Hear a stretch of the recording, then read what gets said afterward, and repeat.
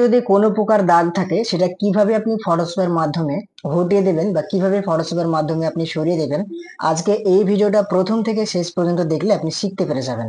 তো আমি আপনাকে রিকোয়েস্ট করছি, ভিডিওটা স্কিপ করবেন না, ভিডিওটা প্রথম থেকে লাস্ট পর্যন্ত দেখতে থাকুন যতক্ষণ ভিডিওটা হবে। তো চলুন বন্ধুরা, ভিডিওটা শুরু করা যাক। দেখুন, আমার স্ক্রিনে একটা ফটো ওপেন করেছি আমি ফটোশপে। এই ফটোটা আপনি ভালোভাবে লক্ষ্য রাখুন, দেখুন মুখের উপরে কেমন কেমন দাগ হয়ে আছে। এইখানে একটা দাগ, এইখানে একটা দাগ, এমন এমন দাগ হয়ে আছে, দেখতে খারাপ লাগছে তাই না? তো আমি কিভাবে এটাকে পরিষ্কার করে ক্লিয়ার করে দেবো, আপনি দেখতে থাকুন। তো আপনি এরকম ধরনের ফটো পেতেও পারেন।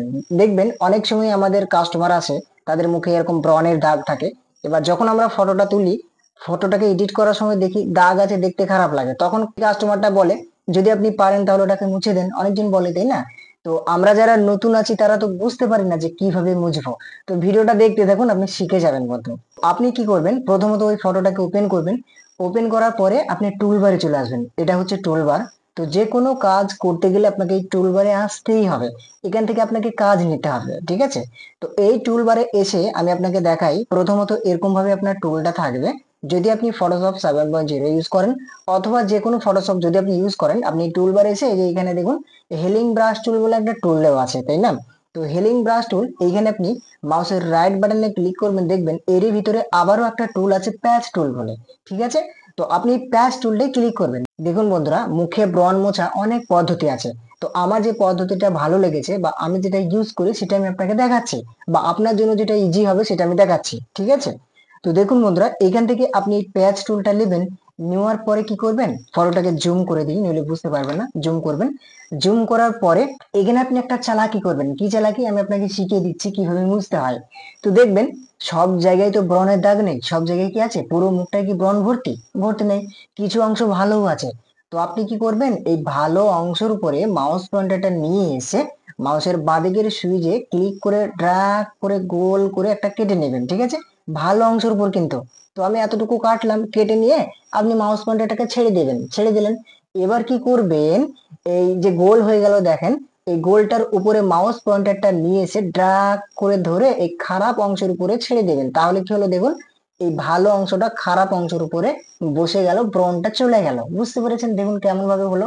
তো এটাকে আবারও আমি সরিয়ে দিলাম, এখানে পাশে ক্লিক করে দিলাম, দিয়ে ভালো অংশ আবারও নিচ্ছি। দেখুন ভালো অংশের উপর ক্লিক করে নিলাম, দিয়ে এরকম ভাবে এই যে গোল কার্সাল হয়ে গেল বা যেটা দেখুন টিক টিক করছে, এর উপরে মাউস পয়েন্টারটা নিয়ে আসলাম। নিয়ে এসে মাউসের বাঁদিকের সুইচে ক্লিক করে ধরে মানে চেপে ধরে এরকম ভাবে এই যে খারাপ অংশ আছে বা যেখানে ব্রণ আছে বা যেখানে কাটার দাগ আছে, যাই থাকুক না কেন, আপনি সেইখানে নিয়ে এসে এরকম ভাবে ছেড়ে দেবেন। হলো? বুঝতে পেরে গেলেন তাহলে? শিখতে পেরেছেন তো কিভাবে ব্রণ মুছতে হয়? লাস্ট পর্যন্ত দেখবেন, কিন্তু অনেক কাজ আছে। তো আবারও আমি দেখুন এরকম ভাবে ভালো অংশের উপরে গোল করে ড্র্যাগ করে ঘিরে নিলাম, গোল করে নিলাম। গোল করে নিয়ে মাউস পয়েন্টারটা অর্থাৎ মাউসের বাঁ দিকের সুইচটা টিপে ধরে এই গোলটাকে নিয়ে গিয়ে এরকম ভাবে ছেড়ে দিলাম। তাহলে এইভাবে মুছতে থাকছে। তো এরকম ভাবে আপনি আশেপাশের সব সময় যে একই অংশ নেবেন না, আপনি চালাকি করে দেখবেন এই ব্রণের আশেপাশের ভালো অংশ কোথায় আছে। ব্রণের আশেপাশের ভালো অংশের উপরে এরকম ভাবে গোল করবেন, এরকম ভাবে ড্রাগ করে ধরে এরকম ভাবে ছেড়ে দেবেন। ব্রণের আশেপাশের অংশের উপরে এইভাবে আপনি গোল করবেন, গোলটা করার পরে এরকম ভাবে ড্রাগ করে এরকম ভাবে ছেড়ে দেবেন। ব্রণের আশেপাশের অংশের উপরে এইভাবে আপনি গোল করবেন। গোল করার পরে এরকম ভাবে মাউস পয়েন্টারটা গোলের উপরে নিচে ড্রাগ করে এইভাবে ছেড়ে দেবেন। দেখুন অনেকটা ক্লিয়ার হয়েছে তাই না? অনেকটা ক্লিয়ার হয়েছে, আবার অনেকটা ক্লিয়ার হয়নি, ঠিকঠাক মতো করে হয়নি। তো আমি আপনাকে দেখাচ্ছি, আপনি দেখতে থাকুন ভিডিওটা, এরকম ভাবে স্কিপ করবেন না ভিডিওটাকে। আমি লাস্ট পর্যন্ত ভিডিওটা আপনাকে দেখতে বলেছি, আপনি দেখতে থাকুন। আমি তাড়াতাড়ির মধ্যে কাজগুলো করে দেখাচ্ছি, আপনি খুবই সুন্দরভাবে ভিডিওটা দেখতে থাকুন, আপনি অনেক কিছু শিখতে পারবেন। শুধু ব্রণ নেই, আরো তো অনেক দাগ থাকতে পারে, সেই দাগ দিয়ে ওইভাবে বুঝতে পারবেন, ঠিক আছে? দেখুন আমি গোল করলাম, গোল করার পরে এই গোলটাকে ধরে নিয়ে এসে এরকম ভাবে চাপিয়ে দিলাম। তো যদি আমার চ্যানেলে নতুন হয়ে থাকেন, চ্যানেলটিকে কিন্তু সাবস্ক্রাইব করে দেবেন, আমি বলে দিলাম। এরকম ধরনের হেল্পফুল হেল্পফুল ভিডিও কিন্তু অনেক পাবেন আপনি, ঠিক আছে? আমি আপনাদেরকে নিয়মিত ভিডিও দিতে থাকবো। চ্যানেলটিকে আপনি হারাবেন না, হারালে কিন্তু আর খুঁজে পাবেন না। তার জন্য আমি বলছি যে সাবস্ক্রাইব করে পাশে থাকেন, আরো অনেক ভিডিও দেখতে পাবেন। তো আমার যারা অডিয়েন্স বা আমার যারা সাবস্ক্রাইবার আছেন, অবশ্যই তারা জানে আমার এই চ্যানেলে কি রকম ধরনের ভিডিও আপলোড হয়, কতটা তারা হেল্প হয়, ঠিক আছে? তো দেখুন বন্ধুরা, মোটামুটি মোছা হচ্ছে তাই না? তো এরকম ভাবে আমি মুছতে থাকি, আপনি দেখতে থাকুন। একটু স্পিডে আমি মুছে দিই, আপনি ভিডিওটাকে শেষ পর্যন্ত দেখবেন।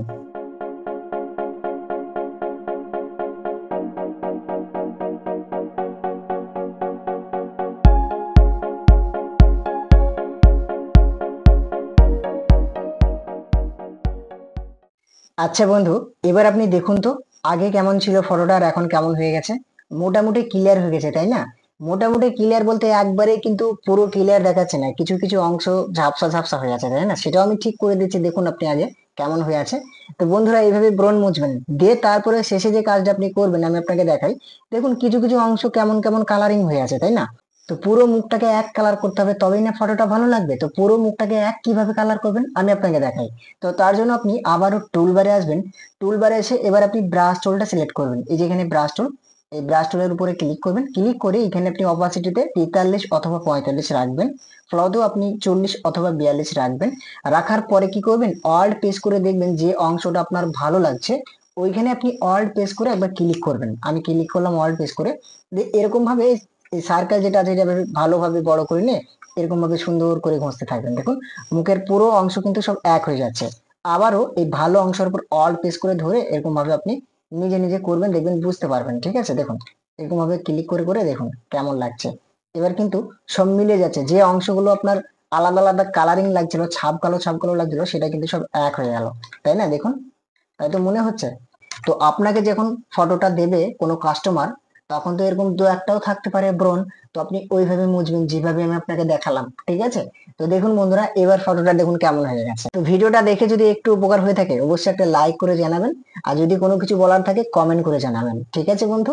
তো আজকের মতো এখান থেকেই ফিনিশ করলাম। ভালো থাকবেন সবাই, পরবর্তী ভিডিওর জন্য অপেক্ষা করবেন। বাংলা টিপস বিগিনার চ্যানেলের সঙ্গে থাকবেন, সাথে থাকবেন, অনেক কিছুই শিখতে পারবেন। ধন্যবাদ।